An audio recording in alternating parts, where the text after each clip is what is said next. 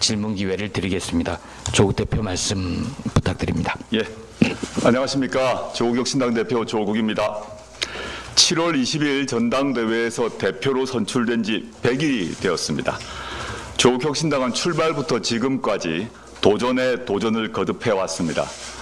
2월 13일 창당 선언, 3월 3일 창당, 4월 10일 총선, 10월 16일 재보궐선거 등등을 거치는 전 과정이 담대한 변화를 위한 담대한 도전이었습니다.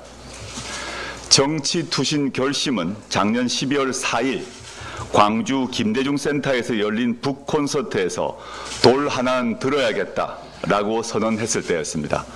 당시 북콘서트 제 오른쪽에 있는 김보엽 대변인이 그때 사회를 보셨죠. 많은 국민들이 저의 부족함과 흠결을 아시면서도 같이 돌을 들어주셨습니다. 그 덕분에 제가 여기에 있고 조국혁신당이 여기에 있습니다. 다시 한번 국민께 감사합니다. 조국혁신당은 태어난 순간부터 달리기를 시작해야 했습니다. 모든 것이 처음이었기에 넘어지고 구르고 부딪혔습니다. 그렇다고 멈추지는 않았습니다. 앞으로도 그럴 것입니다. 윤석열, 김건희 공동정권의 횡포는 선을 넘었습니다.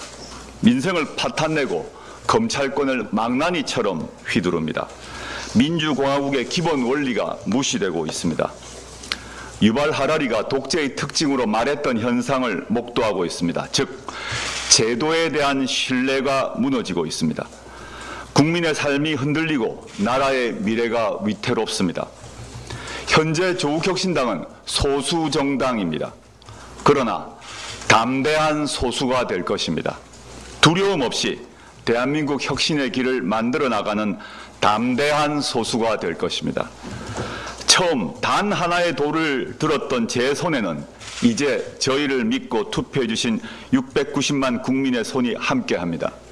그리고 16만 조국혁신당 당원의 굳센 손이 더해졌습니다. 이 모든 손과 함께 망국적인 윤석열, 김건희 공동정권을 향해 돌을 던지겠습니다. 동시에 윤석열, 김건희 공동정권 종식 이후를 준비하겠습니다. 오늘은 우리 다짐을 새롭게 하는 날입니다. 축하와 격려는 감사하지만 나중에 받겠습니다. 머지 않았습니다. 윤석열, 김건희 공동정권의 종식이 이루어지고 서로 굳은 살 백인 손을 맞잡고 기쁨을 나눌 것입니다. 감사합니다. 예, 지금부터 기자분들의 질문을 받겠습니다. 손을 들어서 의사표시해 주시고요. 소속사와 성함을 밝혀주시면 고맙겠습니다. 예, 마이크 쓰실래요? 그거 누르면 됩니다. 네, 대표님 안녕하십니까. 데일리하는 김찬주 기자라고 합니다. 찬주 기자입니다. 네. 네, 리스코리아 출범이 벌써 엊그제 같은데 벌써 취임 100일을 맞으신 점 축하드리고요. 두 가지 여쭙도록 하겠습니다. 야권에서는 좀 혁신당이 가장 먼저 탄핵 집회를 열고 있고 또 토요일에는 사회민주당도 이제 참여를 했었습니다. 해서 조금 전에 담대한 소수가 되겠다라고 말씀을 해주셨는데요. 추후에 혁신당이 비민주당계 야당 결집이 좀 구심점이 될 가능성 어떻게 보시는지 궁금하고요. 그리고 이제 재보선 패배 이후에 정치권에서는 이제 혁신당의 입지가 옅어졌다 이런 평가가 많이 나옵니다. 해서 일면 동의하시는지, 동의하신다면 구상하고 계시는 타개책은 무엇이 있고 동의하지 않으신다면 그 이유는 무엇인지 이렇게 궁금합니다. 저희가 탄핵 집회를 최초로 원내정당으로는 처음 열었지 않습니까? 근데 저희가 3,000명 정도가 모이셨는데 단지 뭐 당원들만의 동원으로 가능하지 않은 숫자입니다. 뭐 옛날 뭐 조선시대 시도 있습니다만은 오동잎이 하나 떨어지면 가을이 온 줄 안다 이런 말이 있는데 지금 저는 이제 오동잎이 떨어졌다라고 생각합니다. 3,000명이 서초동에 왔다는 것이 오동잎이 떨어진 것이라고 보고요. 이 의미가 뭔가, 물론 민주당에서 거대 야당이고 지금 거대 제1당이고 저희 당에 비해서 한 15배 이상의 규모가 큰 민주당 경우에 탄핵을 공식적 입장으로 취하지 않고 있지 않습니까? 그렇지만 저는 그 입장을 충분히 이해하고요.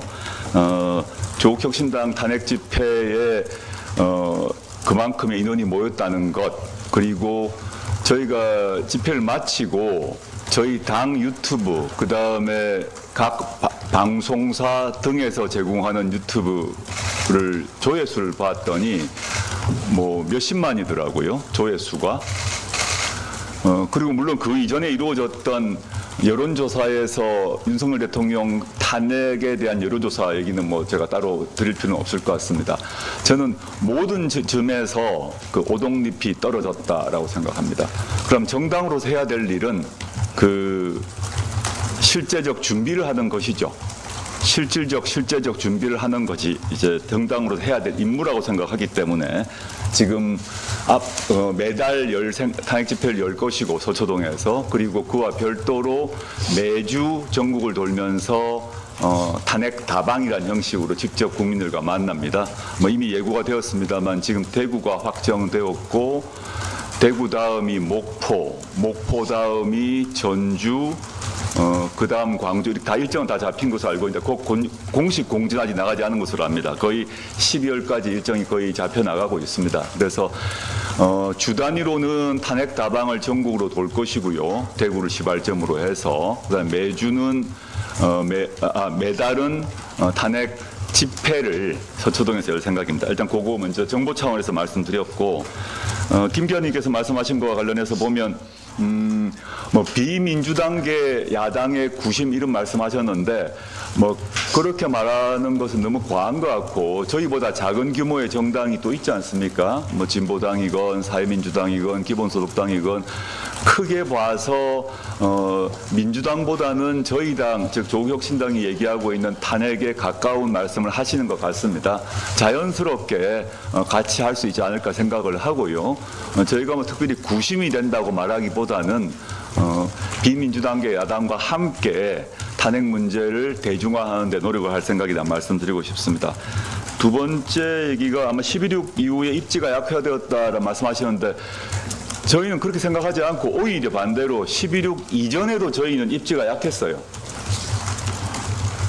그 지금 4월 10일 총선 시기는 조직세가 중요한 지역구 선거가 아니었기 때문에 그러니까 지역 조직이 필요 없다란 말은 과하지만 지역 조직이 크게 중시하지 되지 않는, 오히려 비전과 아젠다가 중심이었던 4월 10일 총선이었다면, 그 뒤부터는 저희가 원내로 진입하고 난 뒤는 모든 면에서, 즉 조직과 재정 모든 면에서 전 제도 차원에서 민주당에 비해서 뭐 15분의 1 또는 20분의 1 정도밖에 되지 않았기 때문에 입지가 그때부터 안 좋아졌어요. 새롭게 안 좋아진 건 아닙니다. 그거는 뭐, 그래서 실제, 그렇지만 물론 이제 11.6 선거에서 저희가 향후 저희가 이제 다른 선거, 지역 선거도 나가야 되기 때문에 11.6 선거에 나가기로 당적 결정을 했고요. 그 속에서 저희가 무엇을 잘하는지 무엇을 못하는지, 그리고 저희에게 부족한 것이 무엇인지는 실제 뛰어봐야 아는 거죠. 페이퍼만 보고 또는 사무실에서 뭐 이렇게 서류 검토한다고 당의 능력을 알 수는 없지 않습니까? 그래서 저희는 이번 11.6 선거의 의미를 아주 높이 평가하고 있는데, 결과 뭐 젖잘사 이런 말을 하는 게 아닙니다. 저희가 이루지 못했죠. 그런데 저희 11.6 선거를 통해서 조국혁신당에 어떤 강점이 있고 어떤 약점이 있음을 알게 되었기 때문에 저는 그 점에서 매우 의미가 있다. 그래서 저희가 어떤 점을 보강해야 될 것이고, 어떤 조국혁신당이 갖고 있는 장점 외에 저희가 약점들을 정확히 아는 중요한 그런 경험이었기 때문에 의미가 크다, 이런 의미를 말씀드리고 싶습니다. 네. 예, 다음 질문 받을 텐데요. 저희가 대략 30분 정도 계획을 하고 있습니다. 질문하고 싶은 게 많으시더라도 가급적 하나만 물어주시고요. 대표님도 좀 짧게 말씀해 주시면 고맙겠습니다. 알겠습니다. 예, 다음 질문 받겠습니다. 예. SBS 한소희라고 합니다. 그 모두 말씀에서 윤석열, 김건희 공동정권 종식 이후를 준비하겠다고 했는데 이게 어떤 준비인지 일단 궁금하고요. 일단 조국혁신당이 지금 탄핵의 대중화에 되게 집중하고 계신 것 같은데 그 외에 이제 다음 지방선거 전까지 당을 이제 강화시키기 위해서 어떤 노력을 하실 건지도 궁금합니다. 예, 한 기자님 질문 관련해서 종식 이후를 준비한다는 건 두 가지 측면이 있는 것 같습니다. 하나는 이제 정책 차원이 있겠죠. 그러니까 윤석열, 김건희 공동정권이 종식되면 바로 어떤 정책을 펼 것인가의 문제가 있습니다. 예컨대 연금 문제부터 시작해서 의료개혁 문제, 지금 뭐 모든 문제에서 다 지금 엉망진창이 되고 있다고 보고 있기 때문에 지금 윤석열 정권이 하고 있는 그런 여러 가지 각종 정책을 저희 당은 다 동의하지 않고 있고 대안을 마련하고 있거든요. 저희가 당론으로 발의한 여러 법안을 보시면 될 것 같습니다. 연금, 뭐 의료개혁 문제, 연금 문제, 의료개혁 문제, 지방살리기 5법, 검찰개혁 4법 등을 더 전체적으로 바로 실현을 해야 되니까 정책적 대안이 하나 있고요. 두 번째는 이건 정무적 또는 정치적 문제겠습니다만은 윤석열 정권을 종식시킨다는 방식이 여러 가지 방식이 있지 않겠습니까? 그러니까 탄핵을 통해서 이루어진 방식이 있을 수 있고 또 탄핵이 아닌 방식의 종식도 가능하다고 생각합니다. 그 문제는 제가 지금 뭐 단정적으로 얘기할 수 없는데 그러기 위해서는 저는 다수파 연합이 필요하다고 봅니다. 즉 다수파 연합이 했을 땐 당연히 뭐 지금 수권 정당이라고 할 수 있는 일당이 민주당이 포함될 것이고 또 조국혁신당도 당연히 그에 합류를 할 것인데 그것 외에 지금 탄핵을 위해서도 또는 거부권을 다시 무력화하기 위해서도 또 정권 교체를 위해서도 저는 이제 민주당이나 조국혁신당 등 외 야당 외에도 보수 진영 내에서도 윤석열, 김건희 공동정권을 부끄러워하는 세력이까지 포괄되는 다수파 연합이 필요하다고 생각하고 있고요. 두 번째 질문 같은 경우는 한 기자님 말씀하신 것 저희가 그 조광특위가 이제 가동되기 시작했고요. 그 다음에 저희가 창당하지 못한 지역이 많습니다.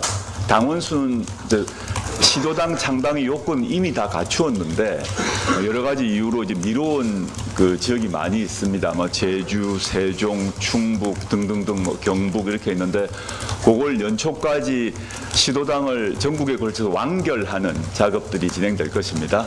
그리고 지역위원회 책임자들을 이제 뭐 공모 또는 뭐 추대 등의 방식으로 지역위원회를 건설하는 작업들이 내년 봄까지 시도당 창당과 지역위원회 구성이 내년 아마 봄까지 정도 3월까지 정도 이루어지지 않을까 생각하고 추진 시작을 했습니다.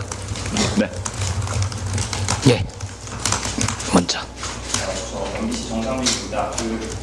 방금 답변에서 말씀 주시는데 윤정권을 종식시키는 방식이 여러 가지가 있는데 탄핵이 아닌 방식이 가능하다 말씀 주시면서 긍정적으로 말씀 주시면 어렵다고 하셨는데 그만 구체적으로 어떤 방안들을 생각하고 계신지 설명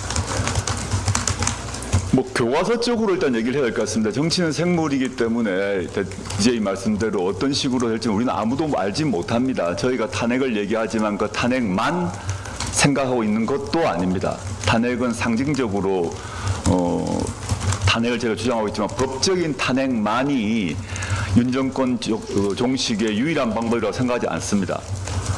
그럼 이제 어떤 방식이 가능할까는 향후 일어나는 전국에 따라 전국의 상황에 따라 달라질 것이고 그 전국을 바라보는 정치 주체의 판단에 따라 달라질 것인데요. 뭐 탄핵이 있을 것이겠죠. 법적으로 탄핵이 하나 있겠죠. 퇴진도 있을 것이겠죠. 개헌도 있을 수 있겠죠. 하야도 있을 수 있겠죠. 여러 가지 방식이 있을 것인데 그 방식을 미리 지금 이렇다라고 생각하지 않고요. 대한민국 역사 정치사에서 조기 종식되었던 사례를 쭉 보시면 그 사례를 쭉 다 보시면 그것들이 융합되어 나타날 수도 있고 박근혜 정권이 조기 종식되었을 때 최종적으로는 탄핵이었지만 잘 기억해 보시면 그 전에 개헌을 하려고도 했어요. 그리고 하야도 하려고도 했어요. 당시 여당 내에서입니다. 당시 야당이 요구가 아니라 그런 것들이 지금 다 가능성으로 존재한다라고 생각합니다. 저는 윤석열 정권은 이미 국정 운영의 동력을 잃은 상태라고 봅니다. 그 모든 여론조사에서 잃었고요. 여기서 뭐 진보층, 중도층 말고 보수층 분들이 결단을 해야 될 시기가 왔다고 생각합니다. 즉 보수의 수치라고 저는 생각을 하는데 윤김이 2년 반 동안 통상적인 기준의 절차에 따라 2년 반 동안 윤김 정권을 보위하는 것이 한국 보수 정치 세력이 해야 될 일인가? 저는 아닐 것 같습니다. 그 정도 말씀드리죠. 안녕하세요. 저 경향신문 이유진 기자입니다. 지금 혁신당은 탄핵 소추안 준비위원회도 출범을 했고 지금 탄핵에 대해서 구체적으로도 이제 추진을 하고 있는데 결국은 민주당의 도움이 절실한 상황이고 오늘 황운하 원내대표도 뭐 최고위원회에서 얘기하긴 했지만 결국 민주당과의 협력이 필요하다고 생각되는데요. 조국 혁신당은 혹시 지금 탄핵 운동과 관련해서 민주당과 협력을 논의하고 계신지 그렇지 않다면 언제쯤 이런 협력 논의를 좀 제안하실 생각인지 궁금합니다. 일단 탄핵소추안 위원회를 만들었고요. 저 위원장까지 되어 있고 실제 저희 안에 뭐 법률가들이 많이 있기 때문에 탄핵소추안을 작성을 하고 있습니다. 완결된 건 아니죠. 근데 딱 그 결정적 시기가 오게 되면 그 안을 완벽하게 만들 건데 초안이라도 조만간 공개할 생각입니다. 그건 말씀드리고 싶고 이제 당연히 탄핵을 하려면 민주당의 도움이 필요하죠. 근데 탄핵을 하려면 민주당과 조국혁신당만으로도 안 되죠, 사실은. 그렇지 않습니까? 숫자 뭐 산수를 해보면 그건 뭐 그걸 전제로 해보게 되면 지금은 민주당은 아시다시피 이번 주말이네요. 김건희 규탄 대회를 탄핵 때는 하지 않지 않습니까? 뭐 시기를 기다리실 것 같은데 탄핵을 가지고 민주당과 공식적으로 얘기해 본 적은 없습니다. 없는데 제가 날짜를 약간 혼동스럽긴 한데 2016년이네요. 2016년 10월 29일에 당시에 박근혜 대통령에 대한 첫 탄핵 집회가 공식적으로 2016년 10월 29일에 열렸습니다. 그랬을 때 당시 민주당 지도부가 참여를 거절했습니다. 근데 그때 첫 탄핵 집회에 민주당 의원 3명, 4명 참석했습니다. 박주민 의원이 있었던 것 같아요, 제 기억에. 그리고 정의당의 노회찬 의원이 이제 연설을 했고 당시에 이재명 성남시장이 마이크를 잡은 것으로 기억합니다. 당시 이재명 성남시장은 경기도지사도 아니었고 대권 후보도 아니었고 지금같이 민주당 당대표도 아니었죠. 뭐 너무 잘 아시다시피 2016년에 그 시기 2016년 10월 29일과 2024년 10월 26일을 한번 연결시켜 보시면 되지 않겠는가라고 생각해 봅니다. 흐름을 잡아 나가는 역할을 저희가 하겠다는 것입니다. 마이크 좀. 한 기자님 마이크. 뒤에 마이크가 없나 보네.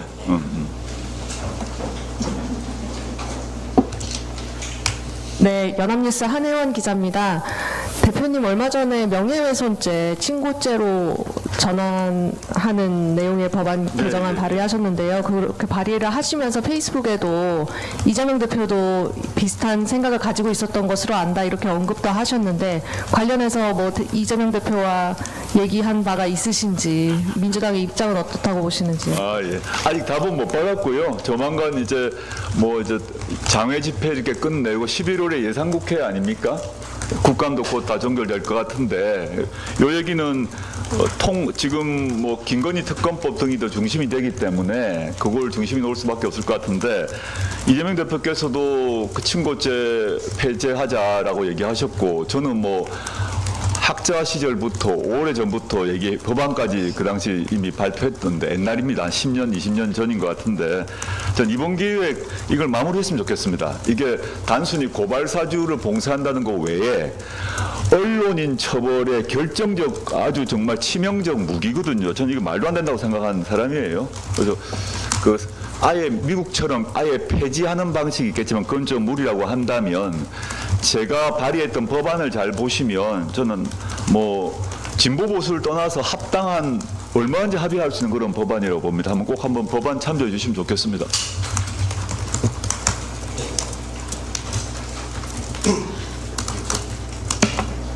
네, 전자신문 최기창 기자입니다. 결혼 축하합니다. 네, 감사합니다. 네, 보궐선거 얘기를 안 할 수가 없는데요. 지난 보궐선거 기준으로 곡선과 연관선 30% 정도를 얻으셨는데 그때 사실 이게 유지된다면 기초의원 3인 선거구에서 1명 정도 당선되는 수준이거든요. 그렇다면 이번 선거가 약점을 파악하게 됐다고 하셨는데 그렇다면 이를 돌파하기 위한 좀 보관을 좀 어떻게 생각하고 계신지.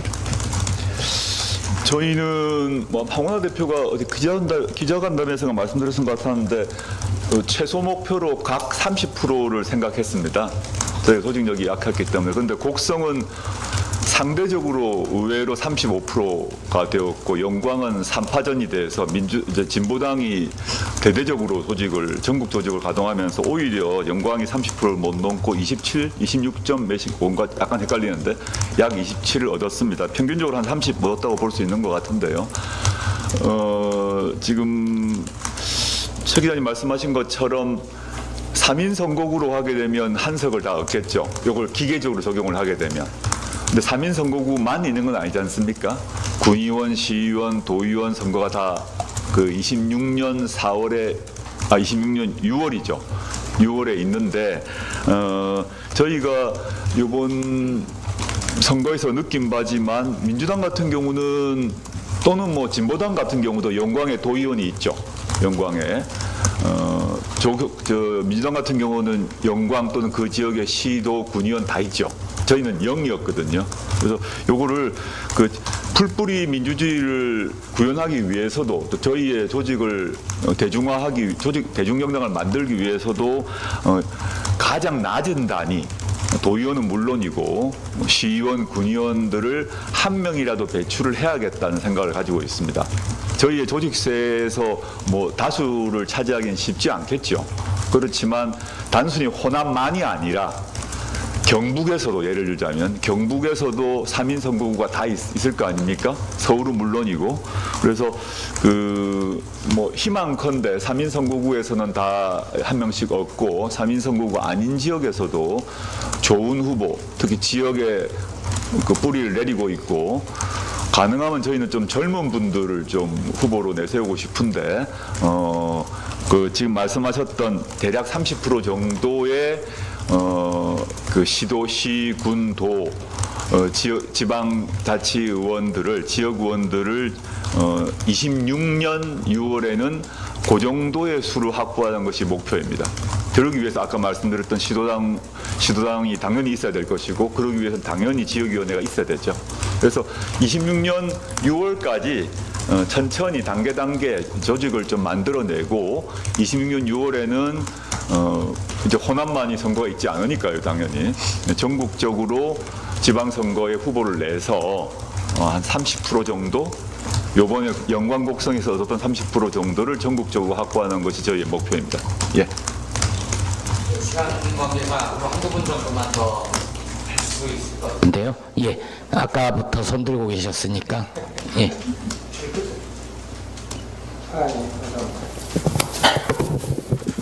굿모닝 충청 서린우 기자입니다. 네. 굿모닝 충청의 서린우 기자입니다. 대선도가 있다. 충남 마산, 전남 신안하고 단양과 아마 대상지가 될 것 같은데요. 내년 4월 대선에 후보를 줄 것입니다.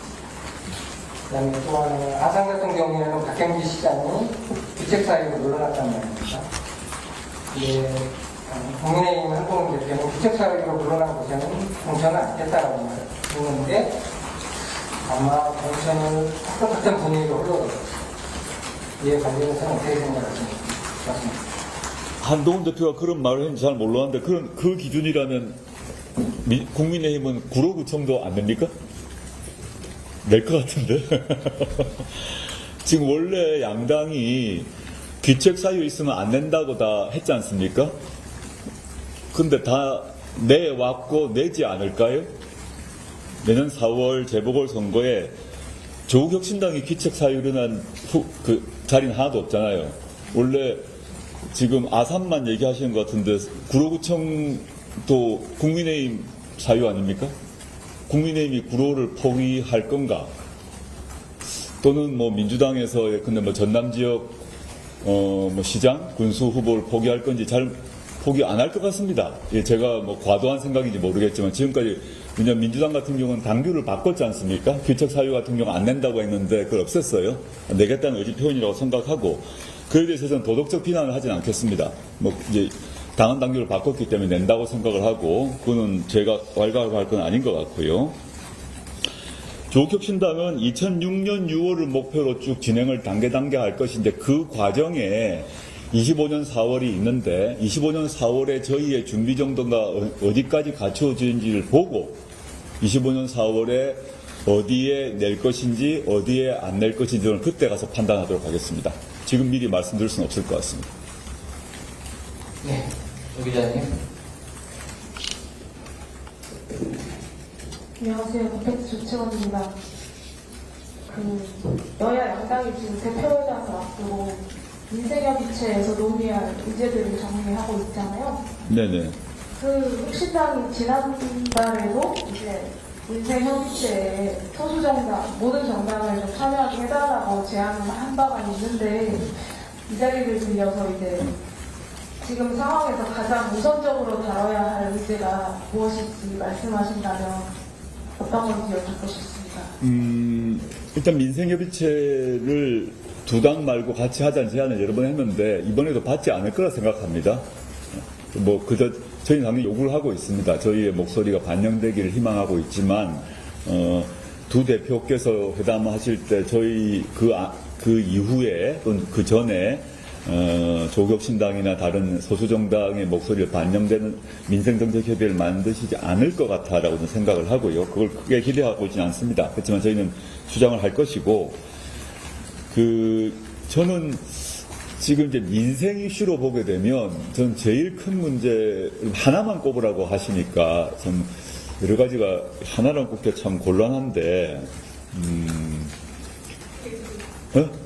두 개? 저기 두 개.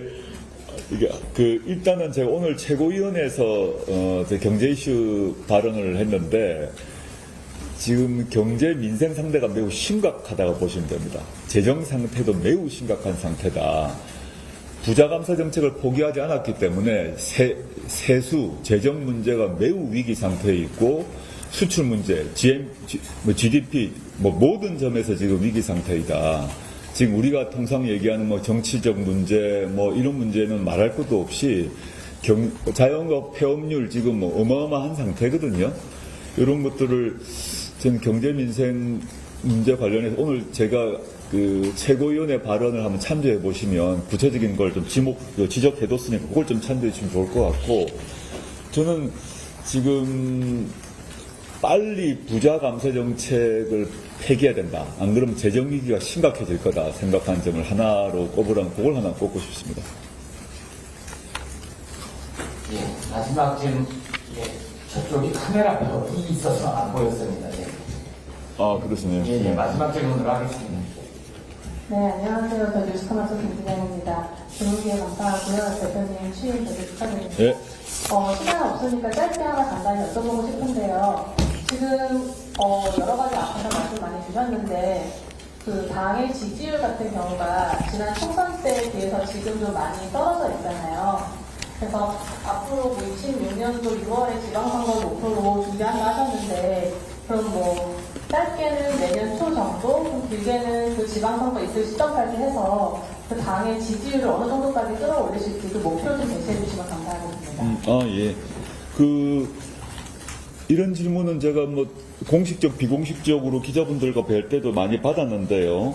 4월 10일 총선 시기는 국민들이 1인 2표를 가지고 있었고 1인 2표를 전제로 하는 여론조사가 진행되었던 것입니다. 그 당시에 저희가 30%까지 올라가는 그런 상황이었고 그래서 국민들이 예컨대 호남 지역 같은 경우는 비례정당 1위, 세종에서 1위를 만들어 주신 거죠. 근데 그때 이후 선거가 끝나고 나고 난 뒤는 여론조사건 투표건 모두 1인 1표 아닙니까? 그래서 4월 10일 이전의 여론조사와 4월 10일 이후의 여론조사를 단순 비교하게 되면 안 된다라고 생각하고요. 4월 10일 이전에도 지지정당 하나만 묻는 여론조사에서는 저희가 30% 나온 적이 없습니다. 그래서 근데 이제 그 4월 10일 이후로 10월 16일을 거치면서 전체적으로 보게 되면 저희가 한 10%에서 플러스 마이너스 한 2, 3 정도를 유지하고 있습니다. 그 전국적 상황에 따라 떨어지기도 하고 어떨 경우는 올라가기도 하고 이 정도인데 그게 뭐 큰 변화는 없을 거라고 생각합니다. 저희의 조직세가 약하기 때문에 다른 당에 비해서 거대 양당에 비해서 약하기 때문에 한 10% 플러스 마이너스 2, 3 정도는 꾸준히 유지하고 있는 상태라고 저는 거의 보고 있습니다. 그렇고요. 지지율을 높이는 것이 한 방에 무슨 뭐 아주 쇼킹한 무슨 주장을 한다고 해서 그 지지율이 갑자기 튀고 그러지 않을 거라고 저는 봅니다. 저는 다지고 다져나가는 일이 필요한데 저희가 이제 목표는 26년이라고 말씀드렸고 중간에 경과점으로 내년이 25년 4월이 있는데 전 아까 말씀드렸습니다만 26년 6월을 전 그 첫 중심으로 좀 봐주시면 좋겠는데 그때까지 저희가 영광곡성에서 평균적으로 얻었던 한 30% 정도를 받는 것이 이제 목표입니다. 근데 그 전에 근데 영광곡성은 호남이기 때문에 상대적으로 높겠죠. 근데 다른 지역까지 포함하면 30%가 안 될 수도 있다고 생각을 합니다. 근데 영광곡성에서 한 30%는 얻어야겠다. 30% 이상을. 왜냐하면 지금보다 더 나아져야 되니까. 그래서 평균적으로 보면 지금 시점에 영광곡성에서 저희가 한 30% 얻었기 때문에 다른 지역에서는 더 낮을 거 아닙니까? 근데 이제 그 저희 노력이 더해져서 26년 시점에는 전체적으로 한 30% 얻는 것이 목표일 것이고 25년 시점에는 더 떨어지겠죠. 그 정도 보고 있다. 지금은 저희가 연말 연초까지는 특히 내년 초까지는 조직 정비가 완결되기 전까지 즉 시도당이 완결되고 지역위원회가 완결되기 전까지는 조직적인 정비가 완성되기 전까지는 지지율이 갑자기 오른다거나라는 걸 생각하지 않고 있습니다. 그래서 꾸준히 현재 하는 작업들을 하고 조직이 완벽히 정비되면 다른 상황이 올 거라고 저는 보이고 있습니다. 저희는 지금 사실 진보당보다도 조직 정비가 안 된 상태거든요. 3월 3일이 내년 창당 1주년입니다. 진보당이 저희보다 조직세는 더 강하죠, 사실은. 그래서 조직 정비가 먼저다. 그래서 저희가 의미 있는 항상적 지지율이 나오는 것은 아마 저희 조직 정비가 끝나고 난 뒤가 아닐까 생각하고 있고요. 고지음의 목표는 한 15% 정도를 저희가 목표로 잡고 있습니다. 조직 정비가 끝나고 나면 한 15%는 되겠구나라는 것을 저희 내부적 평가를 하고 있습니다. 물론 이건 잠정적입니다. 조직 정비가 내년 봄에 끝나면 한 15% 정도, 그 다음에 그걸 기초로 26년 6월을 대비한다. 이런 정도의 큰 그림을 그리고 있다라고 보시면 되겠습니다. 저희가 그래서 제가 오늘 발언에서 담대한 소수란 표현을 제가 여러 번 썼습니다. 마지막 발언 하는 건가? 예. 맞습니까? 한 김에 저희가 출발 때부터 지금까지 저희가 어떻게 보면 모험이라고 할 수도 있고 도전이라고 할 수 있는 길을 한 1년 이상 걸어왔습니다. 1년도 아니네요. 창당 선언 생각하면 2월 13일부터니까요. 그때부터 어떤 사람은 모험이라고 그랬고 어떤 사람이란 무모하다 그랬고 저희는 그 도전이라고 보고 있는데요. 2월 13일 창당 선언부터 지금까지 그런 모험이든 무모한 도전이건 그 길을 걸어왔고 앞으로도 걸어갈 것인데 조국혁신당은 제가 선거 기간에도 여러 번 말씀드렸던 것 같은데 창당한 지 1년이 안 된 신생정당이고 그 다음에 국회의원 수가 12인 영세정당입니다. 영세정당입니다. 민주당이나 국민의힘에 비하게 되면 역사가 거기는 70년 이상 될 것인데 저기 1년이죠. 조직 규모도 15분의 1, 20분의 1밖에 안 됩니다. 그렇지만 저희가 짧은 시간 내 일정한 성과를 거뒀고 이 성과를 가지고 다시 도전을 하려고 하는 것입니다. 그래서 저희는 소수인 게 맞다.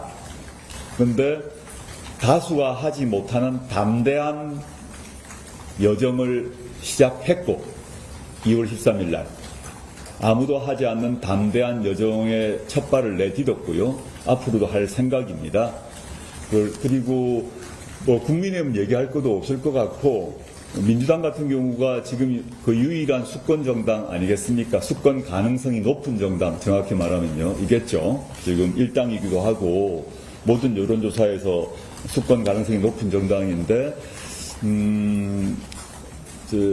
여러분 기자분들 뭐 잘 아시겠습니다만은 정책 면에서 보시면 저희가 뭐 금투세 문제, 종부세 문제, 연금 문제 등등 여러 가지가 있습니다. 사실은 국민분들께 덜 알려진 정책적 차이가 분명히 있습니다.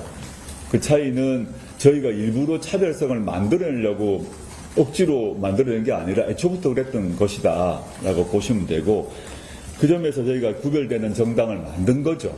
저와 저희 당원 동지들이 다른 정당이 필요하다, 민주당과 다른 정당이 필요한 게 정치적으로 무슨 지분이 달라서의 문제가 아니라 정책적 차이, 비전의 차이가 있는 것입니다. 그래서 저희가 소수지만 담대한 도전을 한 것이고, 담대한 소수로의 길을 갈 것이고, 그것이 언제 다수가 될지는 아무도 모르죠. 저희의 능력에 달려 있을 것입니다.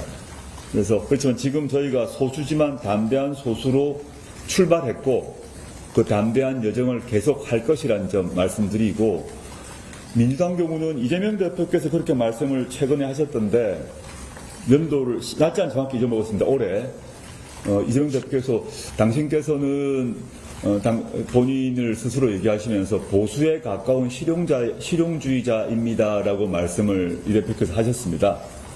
보수에 가까운 실용주의자라는 표현으로 규정을 하셨고, 그게 민주당의 정책 향후 방향을 이미 예고했다고 생각합니다.